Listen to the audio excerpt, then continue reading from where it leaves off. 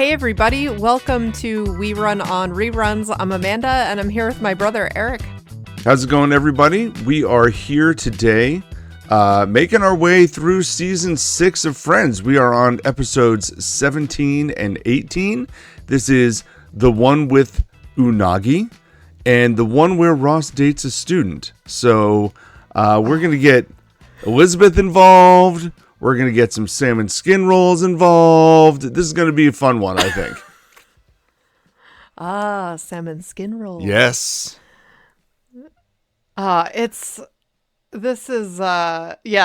are pretty funny episodes to talk about. Eric, just to remind us where we left things off, the gang was imagining an alternate reality, or what we referred to as the multiverse in the last episodes, where Rachel had stayed with Barry, Ross hadn't got divorced yet, Monica was still overweight, Joey was still on Days of Our Lives, Chandler had decided to quit his job to write, and Phoebe worked for Merrill Lynch. So I really liked those episodes. Those were really fun. If you haven't listened in, please go check those out. We'd love to have you join us there. But, for today, we're going to be getting into some Unagi moments. You know what's funny is I know you really like those episodes, and I mean, there's something to them as well. And I gave them low 8s ratings when we rated them at the end of the episode, and there's part of me that, like, when I think back on them, I'm just like, I don't know that those ones are the ones that I like the most. Yeah. Like, because they're all doing things out of character. Like, I feel like maybe I was too generous in my ratings there. I do like the ones that they do the, like, flashback to them in character doing things from their past, but I don't necessarily love the, like, hey, let's just change their character completely for 2 episodes.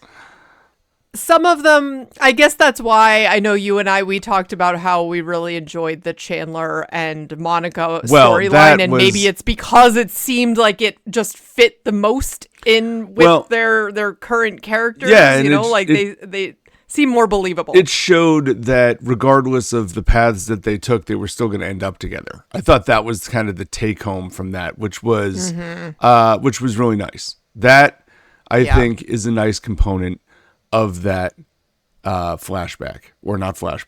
multiverse, really. Flash aside. Well, yeah. And Eric, I just have to take a moment here. Sure. This is outside of Friends related discussion. Because I was just looking at my phone and I just feel like there's been a lot of celebrity deaths. Listen, this is always a thing, right? We're on a little bit of a run right now. Did you see Eric Dane passed away of ALS? Yeah.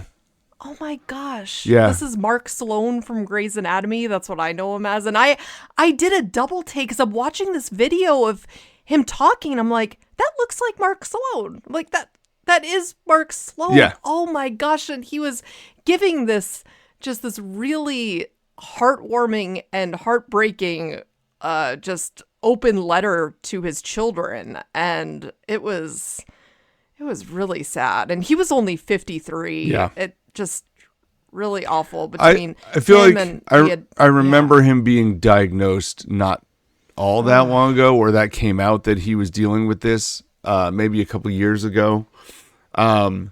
So it wasn't totally stunning, but you're not wrong. We're on a little bit of a run here because who was it? It was James Vanderbeek, and then Reverend Jesse Jackson passed away as well. Well, and someone that for me really, really just hit me was when Catherine O'Hara passed away of cancer. I know everyone knows her from Home Alone as being our mom growing up. Talk about nostalgic blast, from the past. I mean, everyone, like our generation, she was the mom. But I then really, really came to love her and her talent as a comedian in this movie Best in Show, that I got very into all these Christopher Guest mockumentary type films, and she is in a lot of them. And she played this one character called Cookie Fleck in Best in Show, where she owned a dog. It was just a mockumentary about dog shows. And if you haven't seen it, check it out. It's super funny, just very dry. And she's next to Eugene Levy in that movie, just as she is in the show Schitt's Creek, which a lot of people have come to know and love. And I've seen a lot of clips of her on that show. Over the last few weeks. Yeah, for sure. I would love to cover that show at some point. Schitt's Creek is it's so heartwarming and also just so ridiculous and funny at the same time. But it's like, it's just very, I watched it a lot during COVID. When times were dark, it's like, just put on Schitt's Creek. You'll feel a little bit better. There you go. But yeah, just had to we kind of just brushed over James Van Der Beek, but no, I mean, he was only 48 years old, passing cancer as well. I mean, this is just... the one that got me was that they showed a picture of James Van Der Beek, because I was not like a Dawson's Creek person. I didn't really know the show well. Obviously, I know the song, and I know he was part of it, but like, that wasn't my area. But... I do think of him from a few things. First of all, How I Met Your Mother, where he was, Robin's ex. And I saw a clip of him, and they were just playing like, sandcastles in the sand behind him, which was funny. He was so funny. He was so on good. That show. I did not know how funny he was until I saw him there. I'm like, wow. When I hear James Van Der Beek, I immediately think of Varsity Blue. And they showed this image of 4 of the football players together, like on the back of a pickup truck, where Scott Conn is the only one who's still alive. And all of them have passed away. And it's like, holy smokes, how did that happen? But here we are. Oh, wow. Yeah, it's just, these diseases, they do not discriminate. I mean, and this is like, it's like you see these celebrities that, had endless amounts of cash. I've also heard it's just heartbreaking how, I mean, cancer just strips everyone of everything, including what they had to pass down to their own kids, because he has a lot of kids, and it sounds like he just, it just, completely cleaned him out of everything. And it's just heartbreaking in that way too, because it's like, wow, it just to take everything from you. I mean, we don't have but you're going to do everything you can. That's a real problem. Our healthcare is that's another problem for another day. Yeah. But in all honesty, like, that's the thing, like, when you're up against it, you're going to do what you can to try and fight back. And some people will have more means than others in our current construct, and even at that, it will still take a lot. And so that's what I'm saying. Yeah. It's like someone that you'd think would just have endless resources to just hand. It's like, no, at some level, I mean, no matter how much money you have, this is just, awful. So it's just, I think maybe, because these people have been in our lives through these shows and movies, it just hits you that much harder, because it's like, man, I saw you, man. I've seen you guys out there. And like, they're just impacted our, growing up and how we watch things, especially Catherine O'Hara. Again, for me, I already miss her a lot. I've just been watching a lot of her stuff again. And if you can relate to that, just let us know. If any of these hit you harder than others, or if there's someone that we're forgetting that really hit you hard, love to hear from you. Hey, well, let's talk about Friends. But onto Unagi. Let's lighten things up again. Let's move on from this. Let's talk about Friends. Holy smokes! Sorry, guys, just had to get that in there. Just bringing us down before we even get started. Jeez. Oh gosh. All right. Okay, so to kick us off here, we are on Friends Season 6, Episode 17, the one with Unagi, where Rachel and Phoebe are taking a self-defense class. and Ross has to try explain to them what the state of Unagi is. Oh, and Lord. Just this combination of things is quite something. Meanwhile, Monica and Chandler have decided that, well, because Monica was working, they're going to celebrate Valentine's Day a little bit late, so they were going to make each other presents. And both of them have to scramble to try and figure out what that is. Joey, at the same time, is kind of stressed for cash, trying to get bigger tips from his friends at Central Perk, and he decides, hey, maybe he can go do one of these medical studies again, but the only one paying right now requires a twin. And so he's off to find himself a twin. Not a hand twin, an identical twin.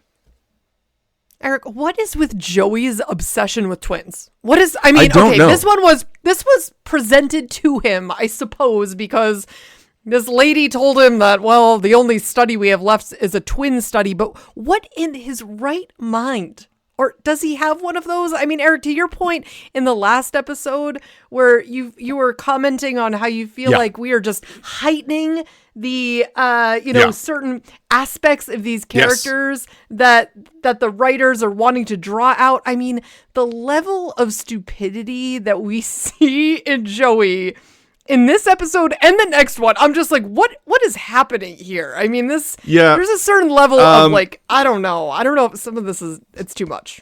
This might be worse. This is worse than the hand twin. I think Joey goes in waves. Sometimes they jam him into these weird storylines because they got nothing else to do. Everybody else is kind of committed to the other main storyline. So he gets that third, like, whatever throwaway story. And when he gets that on his own, I feel like the move is, let's see how dumb Joey is. It's a lot. And it's really like something. Sometimes it's very funny. Sometimes it's not. This time, I think it has its moments. But because I don't know. There are times where I feel like in this one, he feels smarter, but also there's an underlying idea of, well, how do you think that this is actually going to work? Like when I say that he's smarter, the idea of him finding a guy at this audition that could act like his twin and that he's going to then coach him to be another Joey. I think this is a good idea, but it has the underlying tone of, but you're going to pass this guy off as an identical twin. Like, does he know what identical means? I think that's what we're breaking down to. Well, he knows that means they got to look alike because he found one. It's more than a questionable. Like, Joey. Yeah. He's like, oh, we're all wearing leather coats in this room. Like, this'll work. Yeah, it's, well. But Eric. It wasn't great.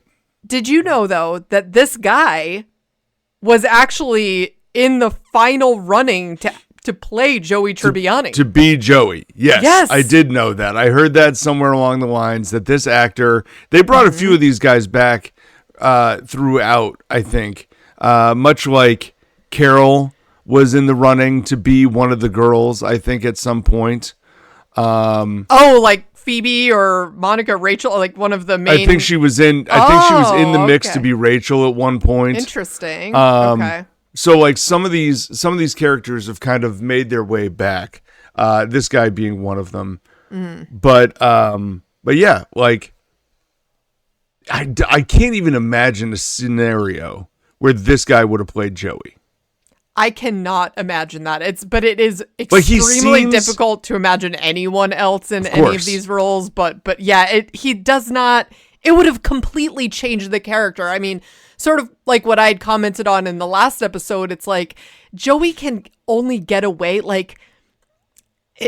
There's been a level of sadness to Joey's character that sometimes you have to. I think they almost have to make him really goofy and not a little dumb, pretty dumb, because otherwise it's just not funny anymore. It's sad, it's like, it's just not, and you have to be a certain type of guy to pull that off, I think. And well, Matt LeBlanc can do it.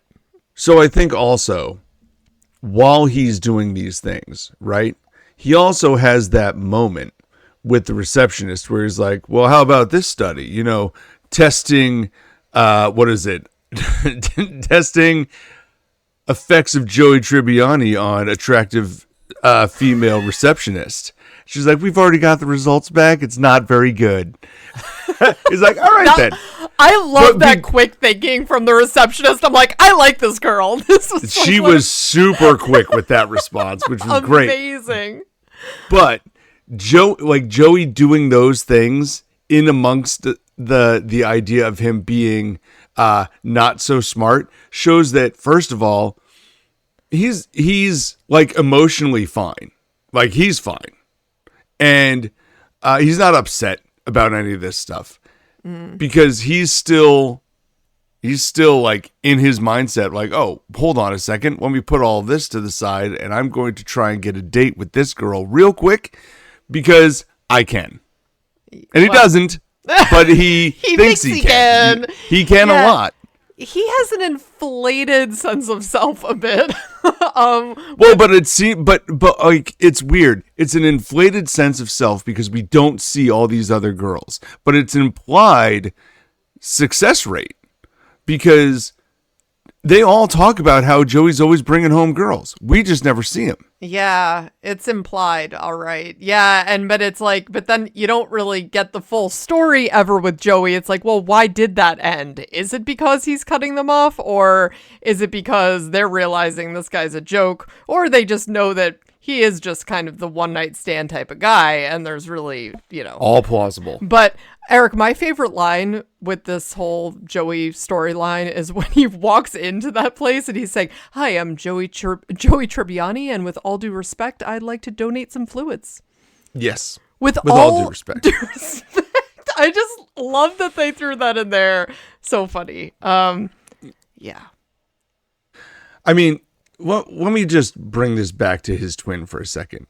Is not his twin much older than him? Oh, much older. At least 10 years, so right? that's how I've always viewed him. Yes. I don't know. I haven't looked up the actor. He seems much older, right? Yes. So if this guy actually played Joey, you would have to age the whole cast. Agreed. And by doing so, I don't think you actually get the delivery that you're looking for because these are supposed to be people in their early mid-20s trying to figure it out together. Plus Joey. Like, that would have been the story. It's like 20-somethings plus and their older awkward Joey. Friend who's trying to make it in acting. Like, what?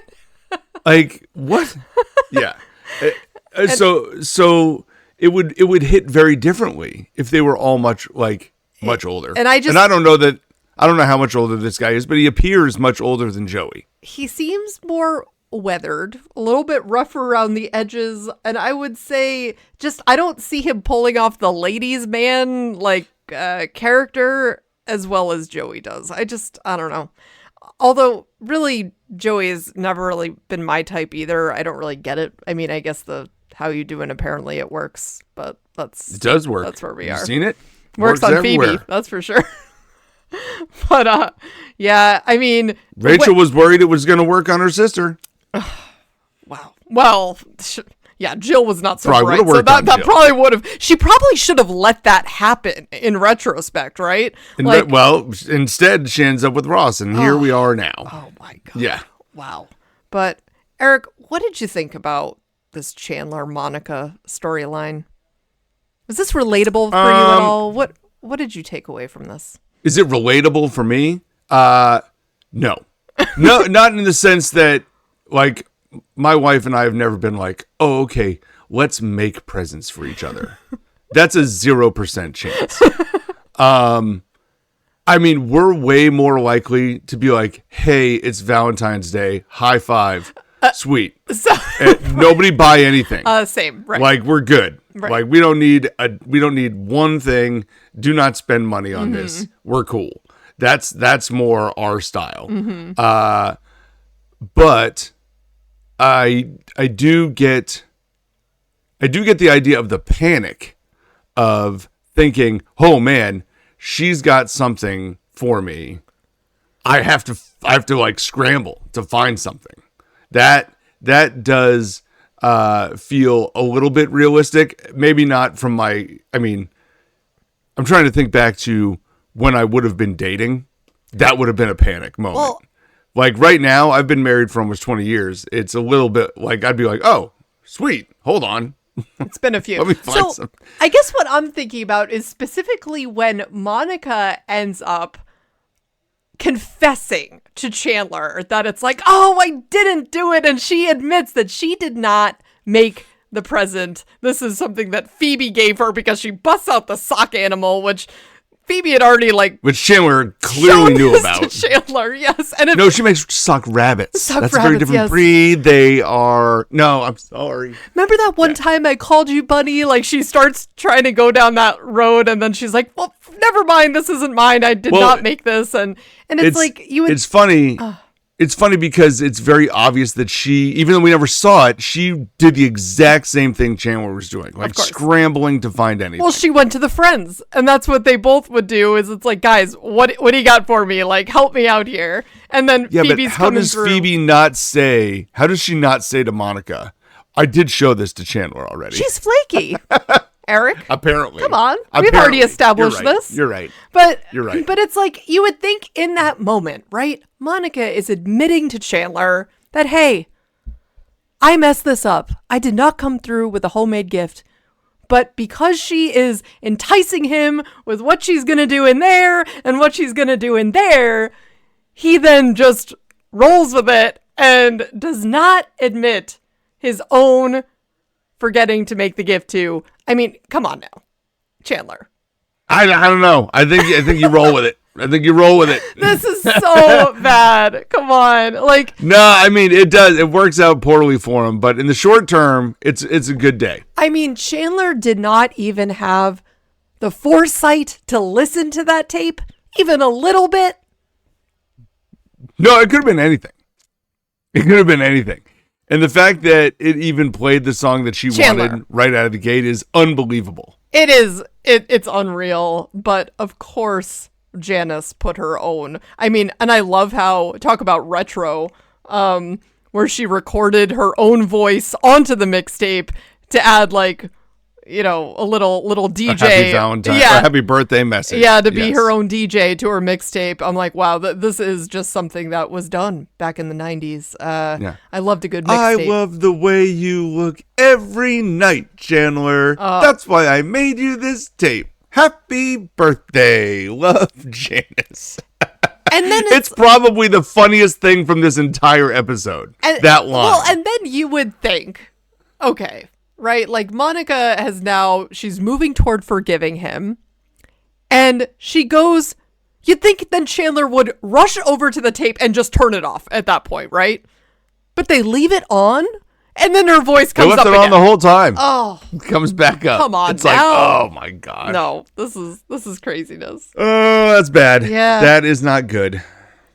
This is yeah, I mean it is a interesting story. I feel like if I was in Chandler's shoes, I would have taken the rocket.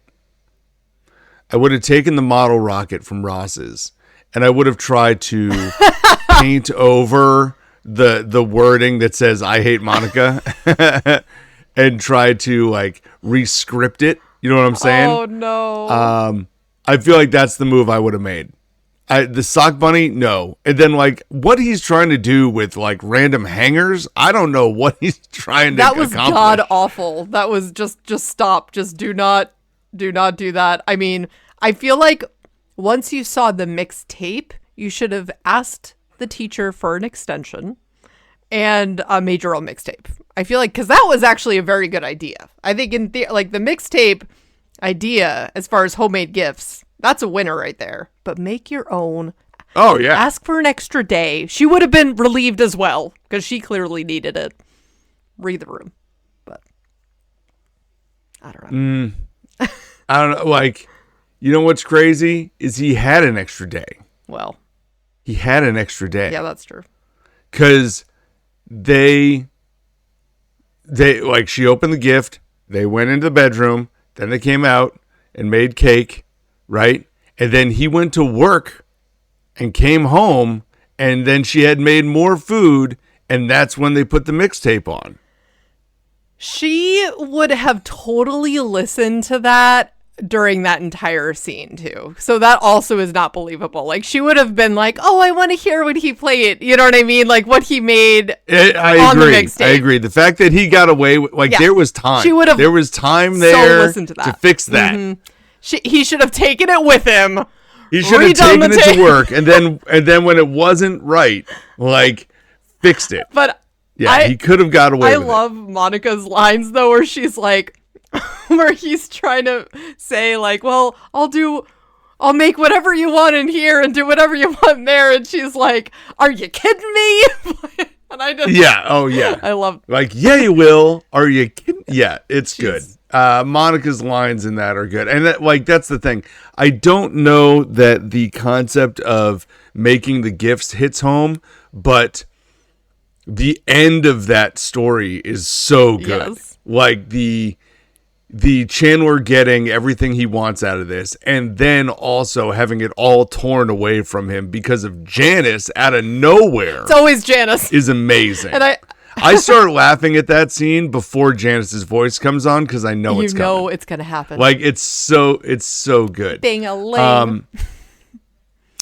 I have to ask you this one question too, and I feel like this is going to sidetrack us a little, but I want to ask anyway.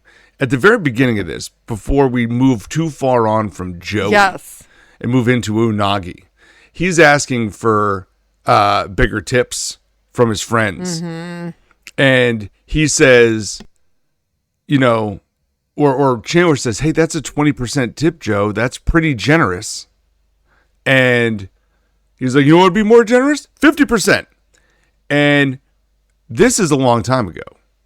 We live now in a culture where I get things with the tip line on it for literally everything. Yeah. Yep. And so it feels as though 20% at that time is a pretty generous tip, which I have played by that rule for a while.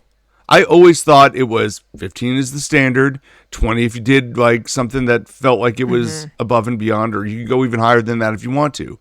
Now it feels as though 20% is the standard. Yeah. My mind it is. Yeah, it's like I feel like someone really has to, like, yeah, something's gone wrong if I'm not giving at least 20%. Yeah. This is my point. And so I have adapted to this as well, but I've also received tip lines at places that I would never give a tip to. I have this like up and down, like, you know, concept of where I'm giving tips and where I'm not giving tips. And so I ask you this: have you ever received like a tip thing at a place that you were like, what are you talking about? It's very awkward. Like, well, I guess one thing I'm thinking, because I got one in my mind that I will tell you about. The one that's coming to mind for me is like if I'm at like a Starbucks drive-through and I'm like, this is weird, but you're just handed me the thing through the way, and I will occasionally I'm not throw giving a tip an at extra $1 if they're not, I don't know. No, it's like that's all. No, I'm not rewarding that. I don't know, because like, for me too, I guess. Listen, I'm in a comfortable spot right now.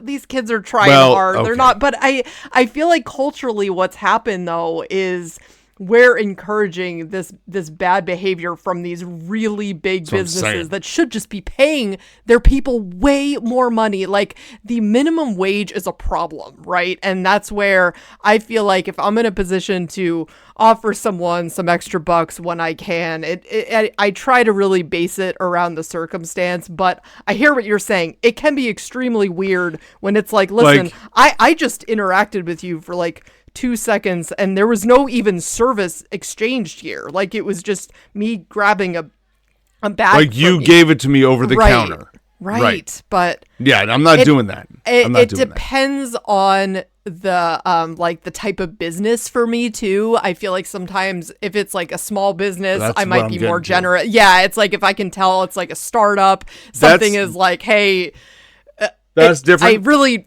There are. That's why I said my like tip movement is a little wild right now. But if I am like, this is my philosophy.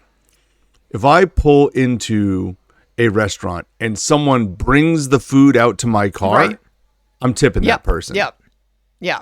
If I'm going into the restaurant and picking it up Right. at the counter, you just stood at the counter. I'm good. Like, we're good here. Right. You know, there's no reason I get for that. this. Yeah.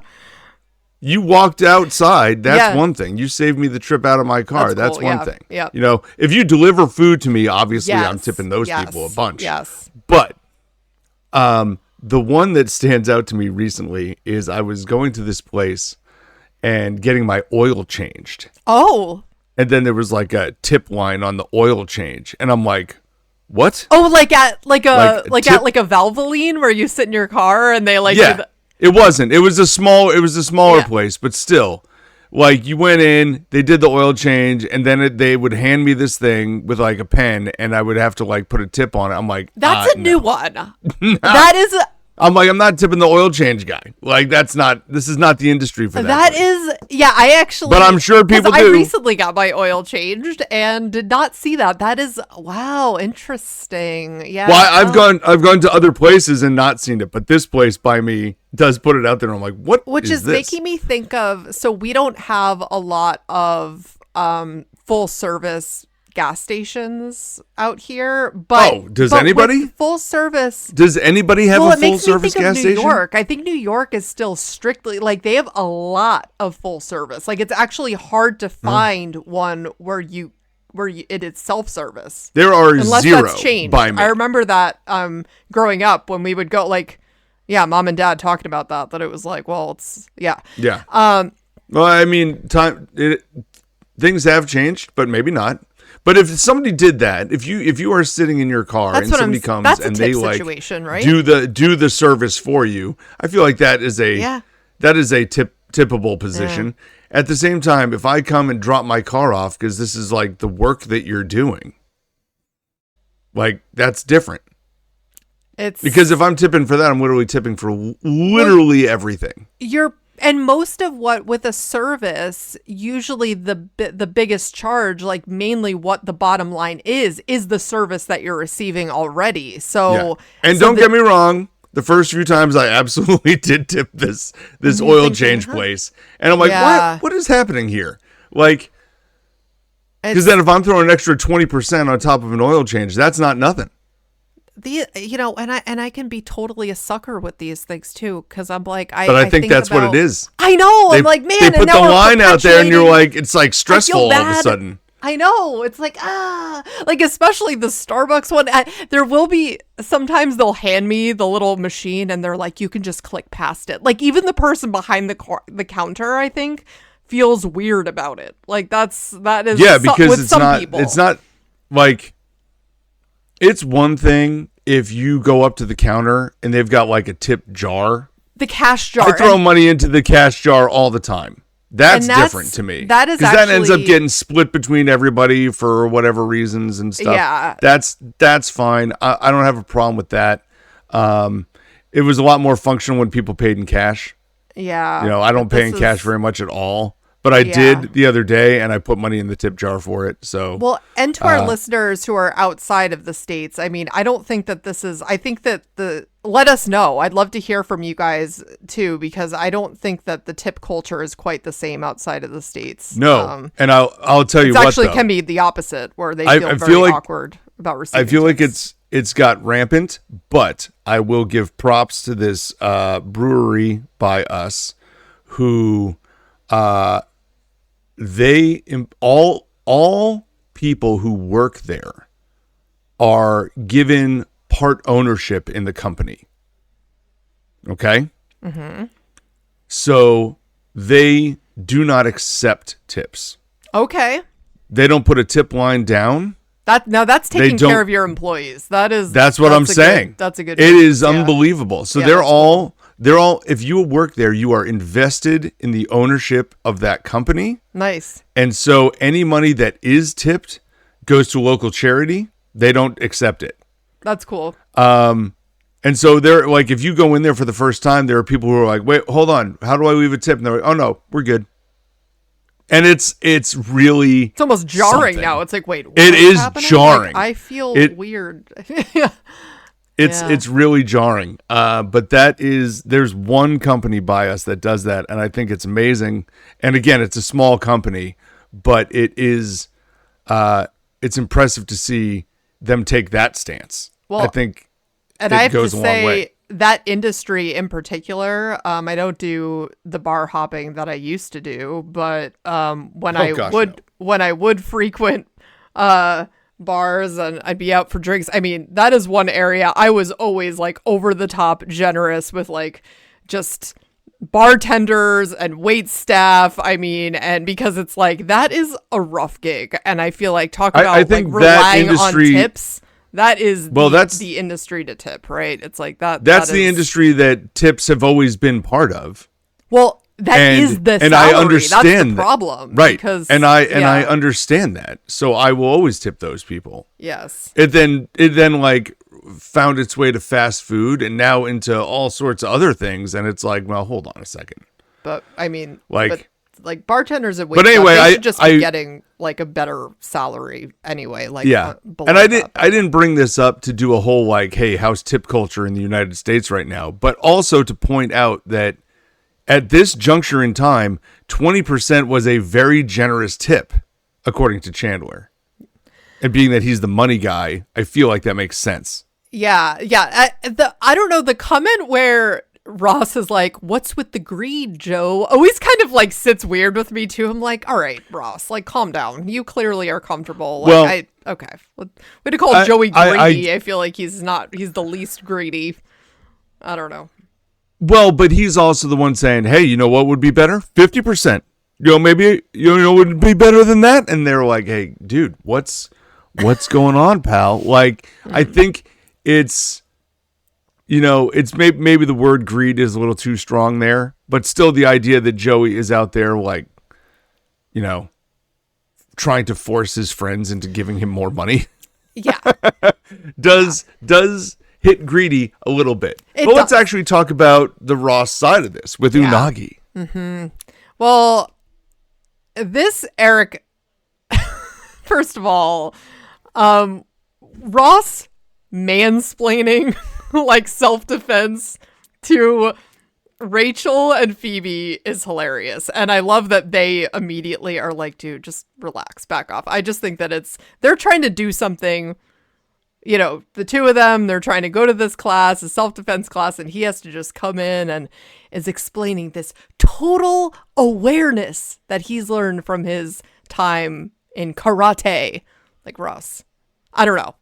Not my favorite. I think that the sequence is funny for sure, and I always love, like, the little memes that you see around of people making fun of Unagi, but it's insane. The Unagi, this is not a great moment. The Unagi story is so quotable. It's great. Yeah. Just between people yelling like, danger! Or the salmon skin roll. Yes. With the two fingers to the head. Like that. These are the funniest moments from this whole thing. I will say, Ross trying to explain from his days doing karate, coming off of the episodes where we just saw him doing his karate, are very, it makes sense that they would kind of reference that this was the thing that he did. Yes. I like the sequencing of the episodes for that. I don't know that Ross took enough lessons to really justify explaining these things to Rachel and Phoebe, but also I think at some level he's just trying to say, like, listen, you took one class. You can't go out there and just start, beating down everybody in the city of New York because you took one self-defense class. I think that's ultimately his point. No, but I'm saying it comes off poorly. This is Ross, people. Like, this is Ross who they obviously demonstrate that he does not have a Unagi, his sense of total awareness intact either. This is Ross who, if you remember the scene with Emily in the alley, who gets like totally freaked out by her friends like coming up out of nowhere and scooping her up, and it's just he is not the one to be preaching in this way. It just doesn't land right to me at all. Like, if you just look at it from a critical perspective, obviously it's really funny, but it's just from that side, I'm like, I feel like Ross should be smarter than this. I don't know. It just smarter than this how? So like he thinking that he has this level of total awareness built inside of him, but it's like really his not his, there. he's overconfident in his own abilities here. Yes. Like when he's in his apartment and Chandler comes in and goes, "Hey," and he's like, "Chandler, I knew it was you." Like, okay, okay, you heard his voice. Yes. Like, of course you did. Although, Like, come on now. but Eric, I will say the moment where Rachel and Phoebe are coming home in the hallway and Ross is like hiding from around the corner and then pops out, I'm like, this is something that you would have done to me. I feel like you did that all the time. Yeah. And the funny thing is, I actually agree with Ross. They're like, "Oh, you're like," they start yelling at him and making him out to be the bad guy, which he is. I get, but like, he is just trying to demonstrate his point, which is, hey, listen, I just want you guys to be safe. You can't walk around thinking you're just gonna beat down everybody. If someone jumps out of a corner at you, like, what are you gonna do? And they all just cowered into the corner instead of actually taking on the offensive. But that's what you know Ross what I mean? does too. I don't disagree with that. I don't disagree with that. But I think his point is that they aren't, fully ready to self-defend. Oh my gosh. I understand that Ross also is not ready to self-defend. Okay, let's be very clear about that. None of them are ready. No, well, except Monica. But Monica was ready. Monica, 7. Unagi. Yeah. She so great. just walks right through it. She's used to Ross's antics. That was perfect. Yes, that was so great. And she would self-defend her. She would, of all 6 of them, she would be the most ready. But so I have to ask you with this whole storyline here, do Ross and Rachel make more sense as friends who just harass each other and they're just like giving each other a hard time? Because this is almost like they're friend zoned at this point, right? And the idea, I think that this is why some people struggle with them ending up together, because they keep going back and forth on this sliding scale. And is this realistic? Is it realistic that they should end up together at the end? To go from being together, then they're friend zoned, then they're then they get married, then they're like friend zoned again. And then I just feel like some people really feel like they shouldn't have ended up together because they're really not that compatible. Just a thought. I mean, I'm okay with them ending up together in the sequencing of the series as it is written. Okay, we're in a friend zone section of them, and I think it works really well. And I think the irony is Ross and Rachel work really well at all points. Whether they hate each other, they love each other, they're friends with each other, it works. In reality, every girlfriend I've ever broken up with, I don't talk to anymore. Yeah. Like, there's none of this just the idea of just being like hanging out. Yeah. No. The idea of just being like, okay, now we're going to hang out still. That's a 0% chance. Right. So, no, this is not realistic, but you can't get them together at the beginning of the series and then go, okay, they're going to break up. Now they're going to stay friends together and see each other every day. That's not realistic. That's the not realistic part. In a sequence in which they do, because they do this in How I Met Your Mother too. People are really mad about that. We can't get into that yet. Oh, it's too much. No, we won't. But I'm here to get into that at some point. That the idea of getting people together early in sitcoms, breaking them up, and then like sealing the deal by the end. I think that's not uncommon that they do that practice in television. I think it's very unrealistic in the real world. Yeah. there have got to be so few cases of that where you break up, but you're still part of the same friend group. And so you just hang out together. I imagine one person just breaks away from the friend group. Yeah, that's what happens. Usually the friend group kind of what would divides happen. up. And they're like, well, we're friends with this person. And the other friends are friends with the other person. And that's... Yeah, it's kind of like who was friends with these people first. And that's kind of how it shakes out, I feel like. Is what it is. You know, I think that's just... that's the realistic side. So, yeah. For what it's worth. Well, how about the end, though, where Rachel and Phoebe are watching Ross getting chased down the street by two women that I guess he thought that they were them. I enjoyed that very much. He really did. Wow. And I mean, that's fine. I like the fact that he's running away from them, stops and sees them in the window, is like, oh, whoops, wrong girls, and then keeps running.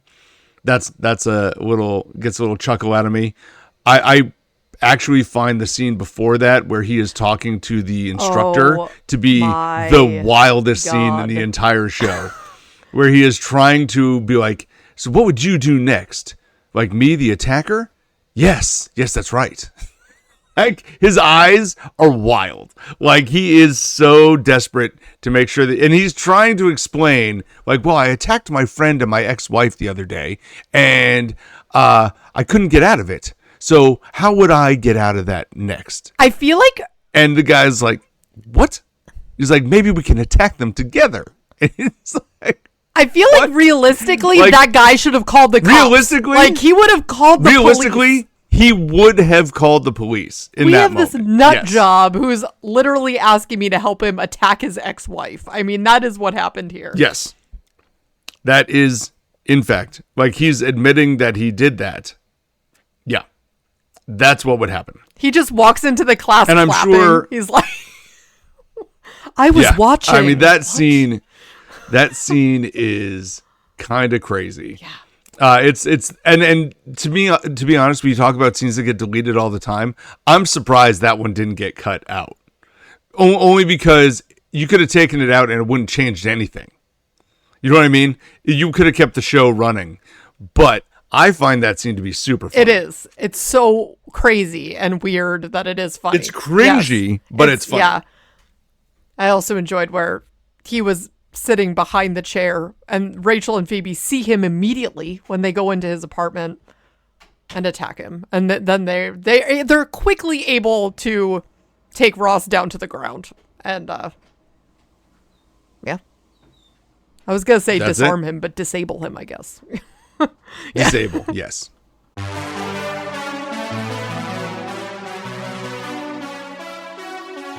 Well, now we're going to move on to season 6, episode, is this 18? Yes. Yes, 18 of Friends, where we have the one where Ross dates a student. And in this one, Ross meets Elizabeth for the first time, and they start dating, even though it's frowned upon for Ross, a professor, to date a student in Elizabeth. Joey, at the same time, is trying to get an audition with this director that Chandler went to school with. So Chandler is going on these dates. I would call them dates, yes. Chandler is going on dates with this girl to try and get Joey an audition. And what's Phoebe doing this whole time? There's a fire. Oh, there is a fire. Phoebe and Rachel are dealing with a fire in their apartment, which, let's start there for all honesty. The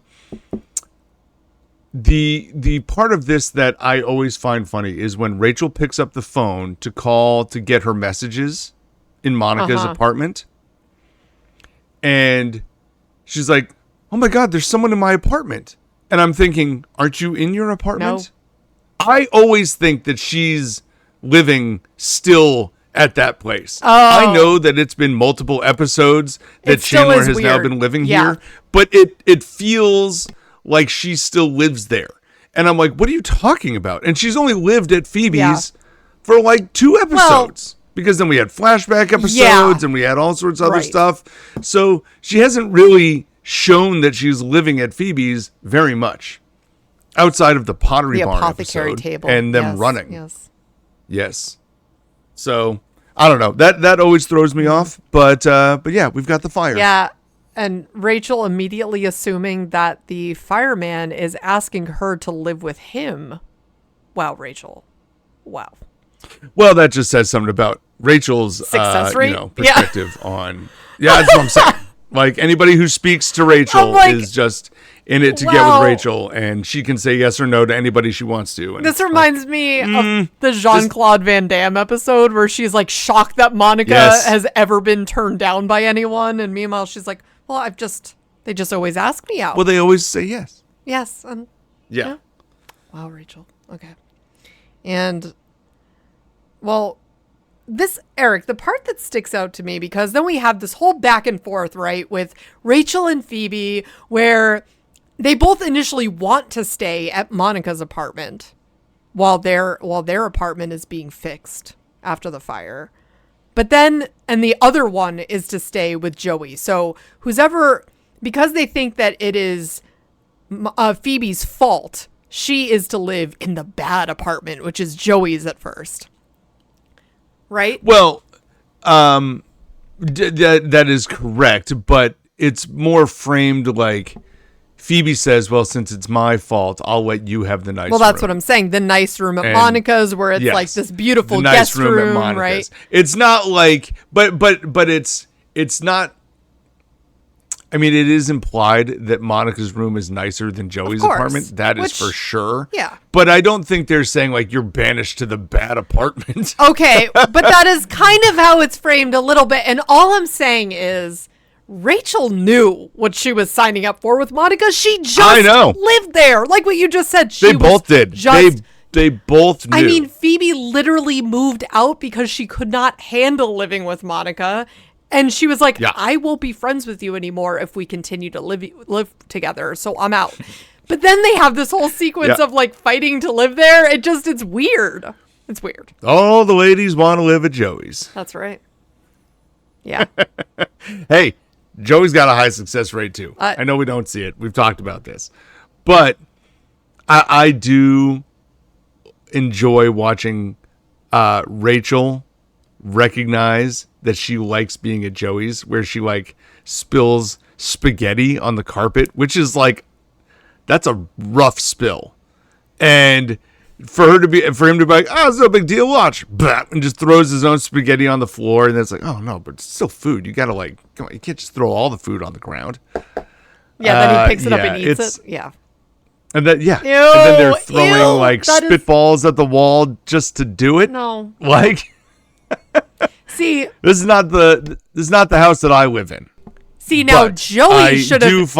I find it interesting. See, now Joey could have dated Ross's student, right? Like they would have been a great mix. Oh yeah, I think Joey should have dated the girl who lived in the mess. Yeah, these were opportunities. I think that Joey could have swept in on a couple of Ross's exes and probably been far more compatible than Ross. But yeah, I don't know. This concept of, I get it that Joey's apartment, it's more laid back, but I don't know, Eric. This level of laid back though, I'm not okay with it. I would definitely have been like, I'm going to stay with Monica. That's cool. I'm better here. You know what though? I'm staying at Joey's. And it's not even a debate. You know why? Because the alternative is that, what is it? No crummies. When we get the one, I could throw wet paper towels here. Oh, but at Monica's, you get to eat cookies over the sink. Like, I'm not here for that lifestyle. I don't know though. Okay? This is. You're gonna eat cookies over the sink. You're gonna sit and eat cookies over the sink. Way. No, thank you. These are the extremes though, because they're all eating over there all the time. They're not all eating over the sink. This is not how it is. They're all just hanging out. I don't know. No crummies. No crummies. Oh, I was so careful. Yeah. Yeah. Listen, Chandler's just learned to live in that environment. But the girls, they're not here for it. Not anymore. Yeah, Chandler running back They've saying, done their time. but I was so careful. Yeah. Too much. Anyway, we move on from this. Let's see here. Let's jump to Chandler and Joey's audition. Yeah. This is the one to me that I don't care much about at all. I'd much rather watch them throw wet paper towels and not have crummies than watch Chandler go on these coffee dates and dinner dates with this person who ultimately, let's say at the end of this whole thing, he gets rejected even though he's not asking her out. Yes. And then she's like, so giving your friend an audition would really help you feel better about me rejecting you? And he's like, well, the heart wants what it wants, and then takes off, and then the bill comes. Right? So you just got your friend an audition and then ran out and stiffed her with the bill. How is his audition going to go well? It's not. This is bad. It's not. Like, at that point, when he showed up, it'd be like, oh, yeah, sorry, the part's already been filled. Yeah. That being said, then Joey forgets about the audition altogether. But then, is this the Al Pacino movie where he plays his butt? Because...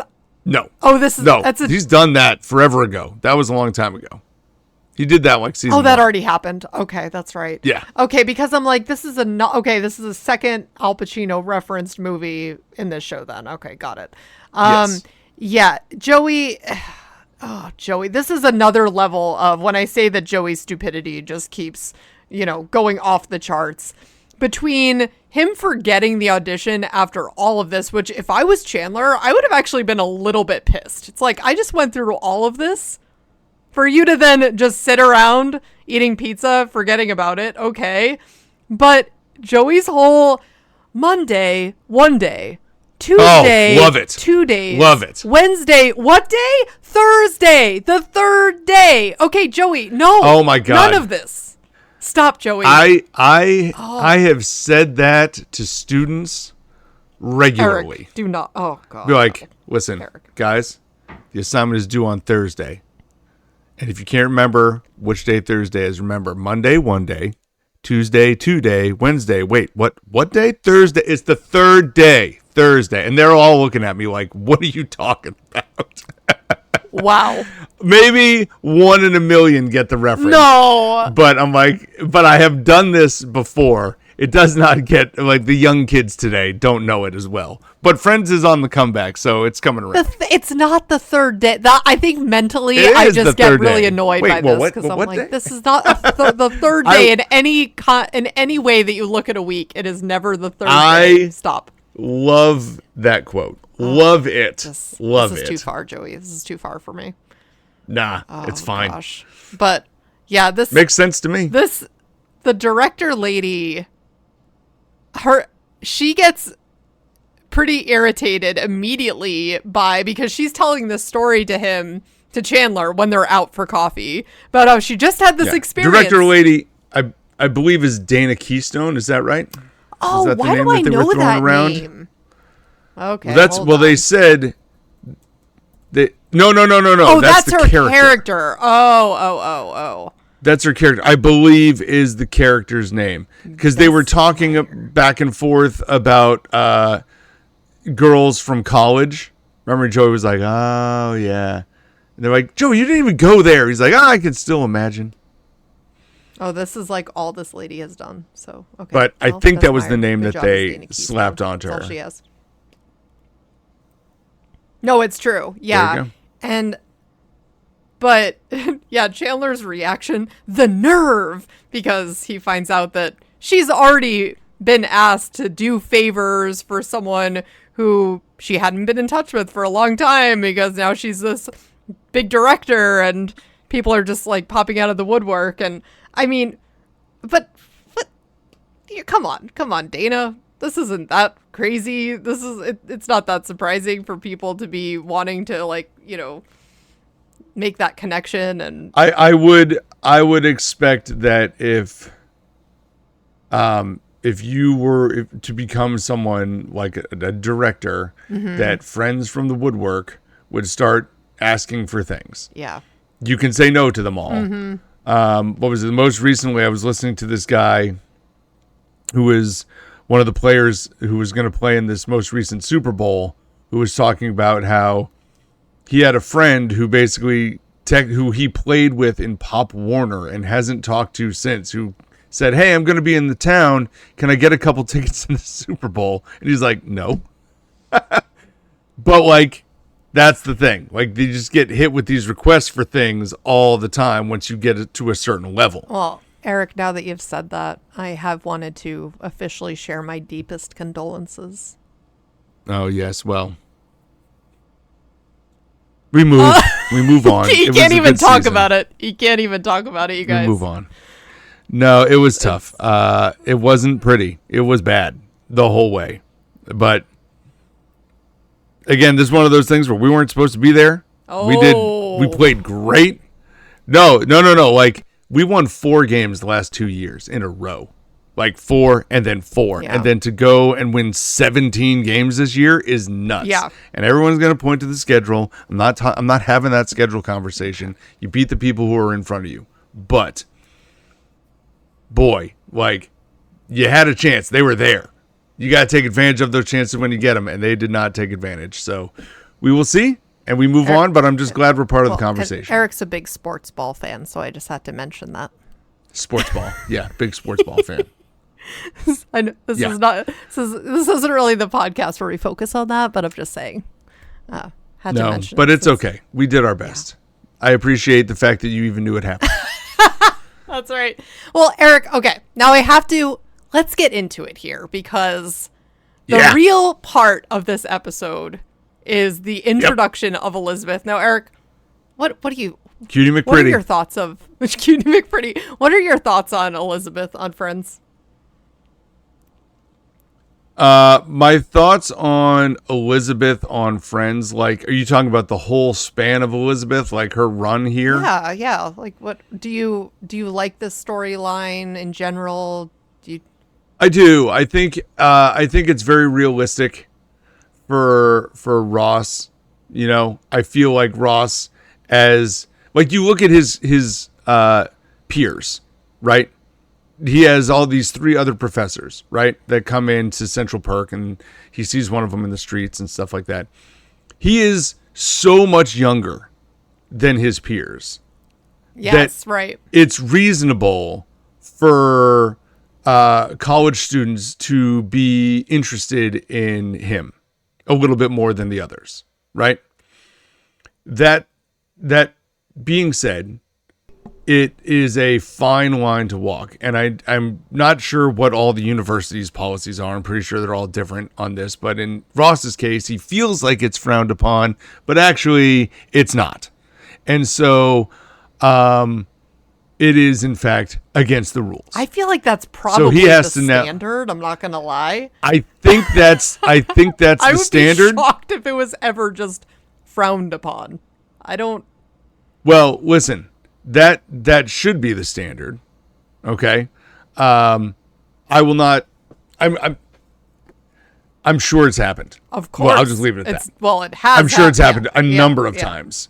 But I think it is reasonable for a younger professor and student who's not a student of his specifically anymore to have this, like, dating situation. I think the storyline makes sense. That's all I'm saying. I'm not saying it's a reasonable action. I'm saying it's reasonable that this story were to sequence out the way it does. That being said, and this is why I'm saying the breadth of the whole Elizabeth story, the idea that they're ultimately not compatible because they're living on 2 separate planets, basically, is true. Yes. So I totally see it starting. How it could happen, but then how it doesn't and then work. Why it falls apart, I think is very realistic. No, for sure. I agree. And I love the fact that they get her dad involved in this whole thing, which we're going to see a whole bunch of in the next few episodes. Like, love this. This sequence of things, from them dating and it being frowned upon to, by the end of this episode, Ross calling this, hold on, he calls it forbidden and wrong and naughty and taboo. Like, what else are you trying to do here? Like, it sets the whole thing up flawlessly. And then to get her dad involved, where she's going to, like, introduce her boyfriend, who's more like her dad's age, like, oh, man, unbelievable. Love it. The Bruce Willis of it all is great. And then I love the whole, like... And that's not this episode yet, but we'll get there. Oh, no, we're not there yet, but it's like, that is funny, though, where you have the age gap between them, and for some people, it's like, oh, the guy's older, like, no big deal, but then, well, you also have then, because Rachel dates Bruce Willis, which is the guy such older. A great combination, right? But then... Talk about, to my point from earlier, though, it's like, talk about the ultimate friend zone, right? Like, your ex is now dating your girlfriend's dad. No, but, like, the idea to backtrack from that? Come on, guys. The idea of Ross dating someone much younger and then it being like, oh, my gosh, you can't do this. This is crazy. And then Bruce Willis rolling up and then dating Rachel, who's much younger. And he doesn't like that. And he doesn't like that. But at the same time, nobody seems to have an issue with this. Like, everybody's okay with Rachel dating Bruce Willis, but everybody has a problem with Ross dating Elizabeth because it's a student. And it's like, well, that is the thing.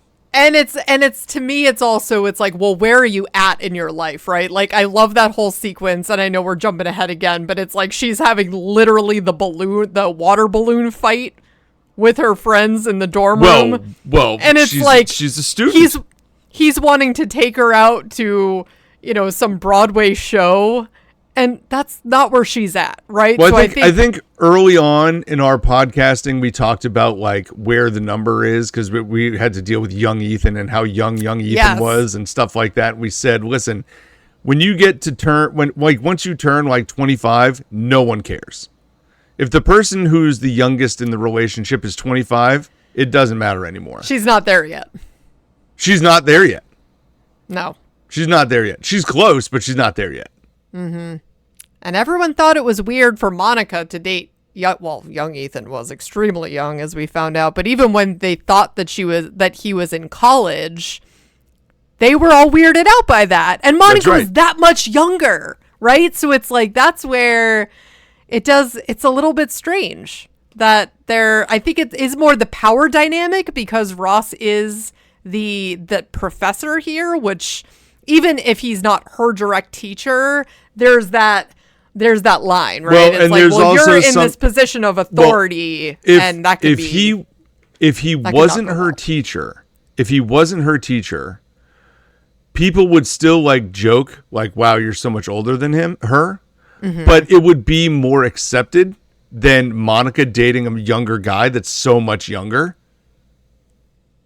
I'm not saying it's right or wrong, but people would have had less of a problem with it. Yeah, I feel like also that maybe has changed a little bit with time. I do think that's changed a little bit over time. Yeah, but I think I'm talking about, when we look back at, like, how people would have reacted to those episodes.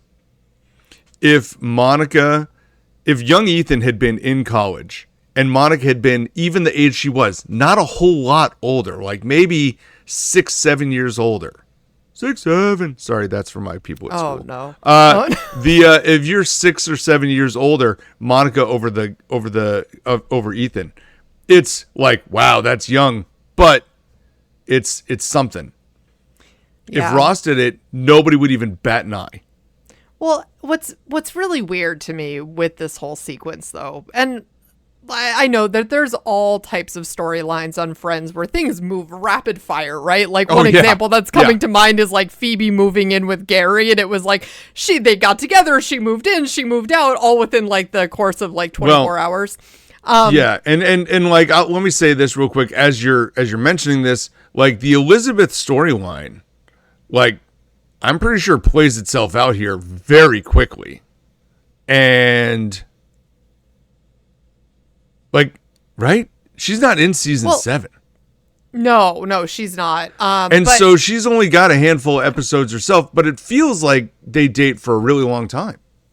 So, but I guess maybe she is at the very beginning of 7. I'm trying to remember. Yeah, we'll find out. But basically what I'm driving at here is, Ross, would you just for once in your relationship life, like, chill the hell out?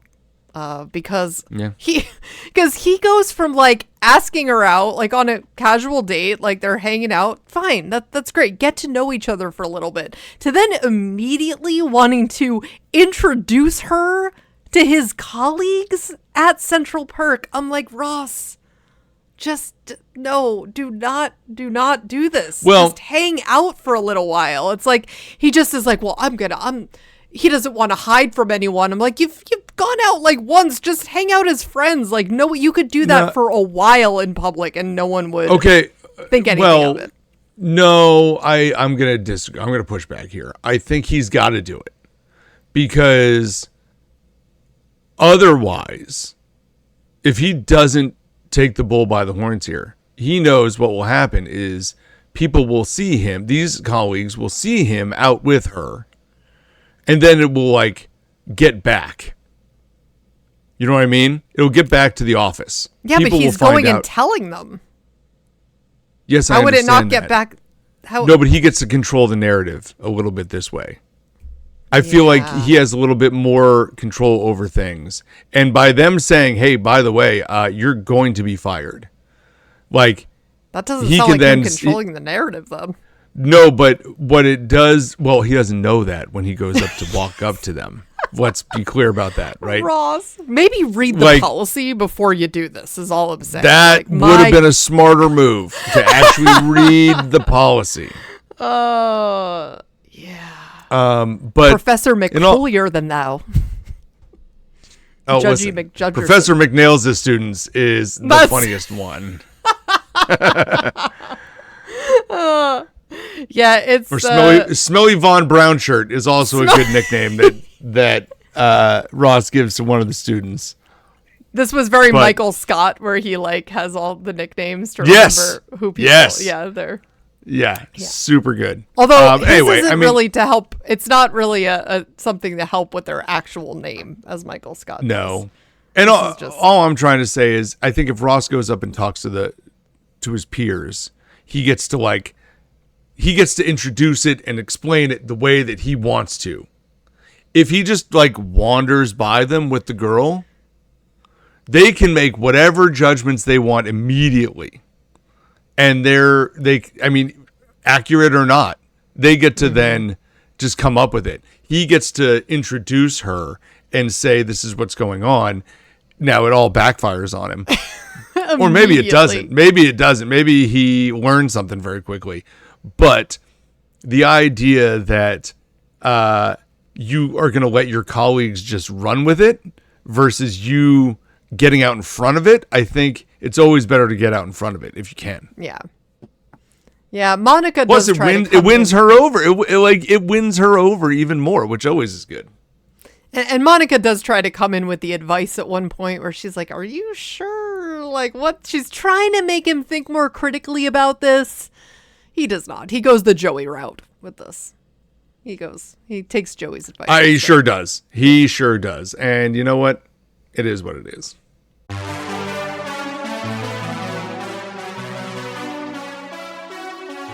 Now we're going to jump into our IMDb ratings segment of the podcast, where we talk about our ratings versus yours as we find them on IMDb. And we're going to talk about our favorite and least favorite characters from these 2 episodes. So, Amanda, let's start with you this time. Okay. You can pick your favorite. You can pick your least favorite. What do you want to do for characters? All right. Got our spreadsheet up so I can add them right away now. As far as my favorite character for these, I went with Monica. I really like how straightforward she was with Chandler about the gifts, and she just came clean, right? Like, Chandler held up he kind of just kept rolling with the lie, which is still funny. I mean, it wasn't that big of a lie, but still he kept going with it. But Monica, she came clean. And also tried to, as I was just saying, she tried to come through with some solid advice for Ross around Elizabeth, but he was not having it. But I just felt like Monica was a really good friend in these episodes. How about you? Who is your favorite? I'm going to say it's Ross. I think these are two great Ross episodes. I feel like that's on the nose here. Unagi is great for him. Just all the little moments where either he is jumping out and screaming at people or being pinned down to the ground, or also, like I said, having the conversation with the guy, with the trainer. Awesome. Plus, watching him interact with Elizabeth throughout the next episode and having him find out that it's not sanctioned, and then how they respond to that. I don't know, it's all good for Ross, I feel like, in these two episodes. So he's going to be my favorite. I will say that my least favorite, I'm going to go with Chandler here. I think, in this second episode, it's just like the crummies and stuff like that is his, hammer home point. In the first one, he's trying to make the gift, and I don't even understand. Maybe if I knew what he was going for, I don't think he knew what he was going for. Yeah, he doesn't. He made a flurfaflargen or whatever it was twice, and it's pencils in a cup with a hanger, and then just a hanger bent. Like what? I don't understand what's going on there. So Chandler, to me, will get the least favorite nod. How about you? Yeah, I almost went with Chandler for my least, but you know what? Believe it or not, I really actually, and you know how much I love Ross, but these are not. Oh my gosh! I do not like Ross in these. I find him really annoying with the Unagi. I mean, I love the Unagi bit because it's just funny, but I actually find Phoebe and Rachel the funniest part of that whole sequence. I just think that they are really hilarious in the way that they're responding, but Ross just like coming in with this Unagi. Oh, ladies, you need to listen to me. No, I'm not having it. And I just feel like, Ross, you should be smarter than this about, like, look up the policy first, dude. Like, do not just jump in and think that, it's frowned upon, but you don't know. Oh, Ross, I'm just not a big Ross fan in these episodes. So I went with Ross. It's too much. You should be better. Ross, do you learn from any of these mistakes? I don't know. Come on, Ross. Well, get it together. Now I'm having a hard time with my ratings here. I'm having a hard time here. I feel like both of them have a weaker story. Yeah. Like Joey with the twin is just not a great story in the first one. And then the Chandler with the I didn't even say this when I picked Chandler as the least favorite, but Chandler with the director, I just don't care about that very much. Right. So those two stories bring both of these episodes down a little bit. I do like the Unagi, and I do like dating Elizabeth. And then to me, it's the Rachel and Phoebe moving in. And it's the making the presents that kind of sway me here. Mm-hmm. So I'm going to give the one where Ross dates a student a slightly higher rating because I like that more. Although, I don't know. I'm going to stick with it. Yeah. I'm going to give it an 8.5, and I'm going to give Unagi an 8.4. No, 8.5 for Unagi. 8.6.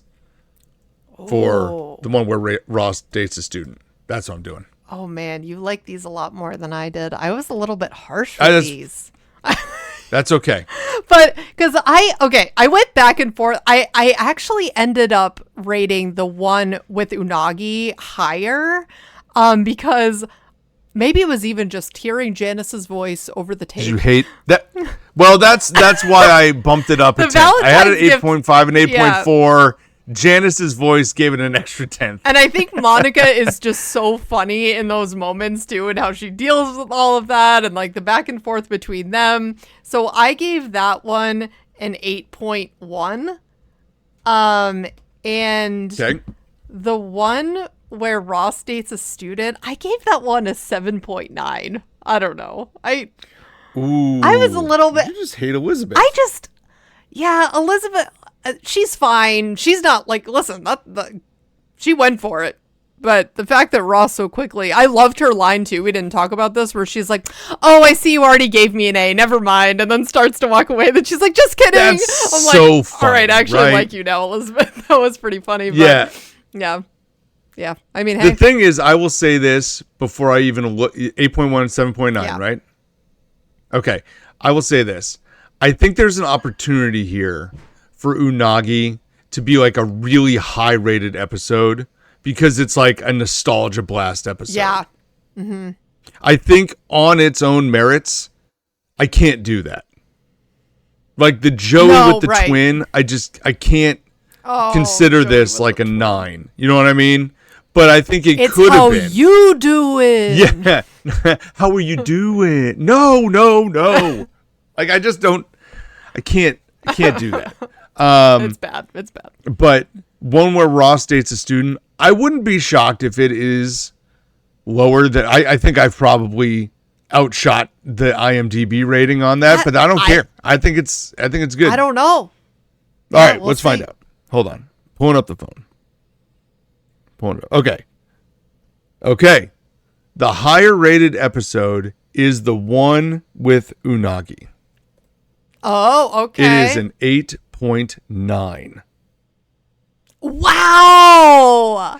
That is so much higher than I would have given it credit for. But I guess that's what I was saying. You know, like there's a chance here for these episodes, these ones that are so quotable and have all these nostalgic moments to them, right? But Eric, what? Do you know what I just realized? No. We were just talking about this. Who do we have together in the one with the Unagi? Who do we have together? Yes, in the one with Unagi. Who are the core characters in that storyline? Oh, Ross and Rachel. With Unagi. And? Oh, and Phoebe.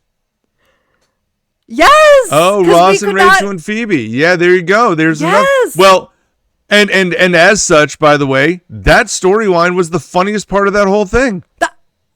Yeah. So that's funny. Like, I guess the three of them together, that's going to be a winner. I mean, that is a winning combination as far as I'm concerned, because it also, what it does is it takes it away from Ross and Rachel as a couple and adds in someone on Rachel's side to like make Ross look bad, which is the funnier way. Like making Rachel look bad isn't nearly as funny. Mm-hmm. That being said, the one where Ross dates a student gets an 8.1. You gave it a 7.9. I gave it an 8.6. So I was smack in between both of these ratings. You were much closer to the one where Ross dates a student. You were only I actually was thinking a little bit. Yeah, I'm actually surprised by that. I'm like, well, I'll stick with my rating. I'll just stay. But I was thinking I was going to be way low. So it's interesting that the average score is still only 8.1. Wow. And I think this is part of it. The last two episodes we did was the one that could have been. And I'm just so happier watching these episodes than the ones that are the multiverse episodes where they're not really the same character that they're supposed to be. So I'm glad to see that we have kind of shifted a little bit, and I'm glad to be back. I'm surprised Unagi was that high, but I'm not that surprised about Ross dating a student, but I don't know. I like. I'm sure. I have like this the feeling idea of like, you know, all the girls want to stay at Joey's. I have this feeling that once Bruce Willis comes into the mix, like that one episode in particular where Ross is where they're at his house. The one at the cabin is that is hilarious. That's going to be. I'm already laughing. I mean, I don't know if it'll get into the 9s, but it could. It would be the one. Yeah. Anyway, so there we go. We've got all the ratings. We've got our favorite and least favorite characters. We can put a bow on this thing. That's right. And guys, if you've made it this far, thank you. Thank you for listening in. Much longer podcast this time. Much longer, and part of that, so guys, we are also going to be mixing it up a little bit and doing one release of Friends each week and one release of Stranger Things each week. So we'd love to hear your feedback on any of these episodes, and continue to subscribe, please share with anyone in your life that you know could use this nostalgic blast as well. And we love to have you. So thank you for listening.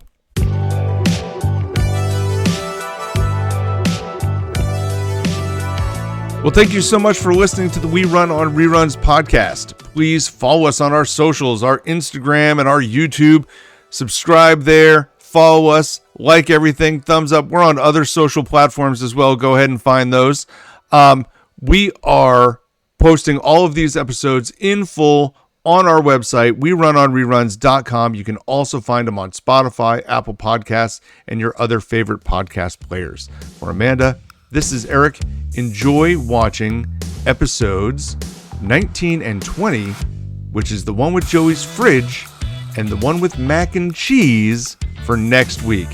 Happy rerunning, everybody. See you later, guys.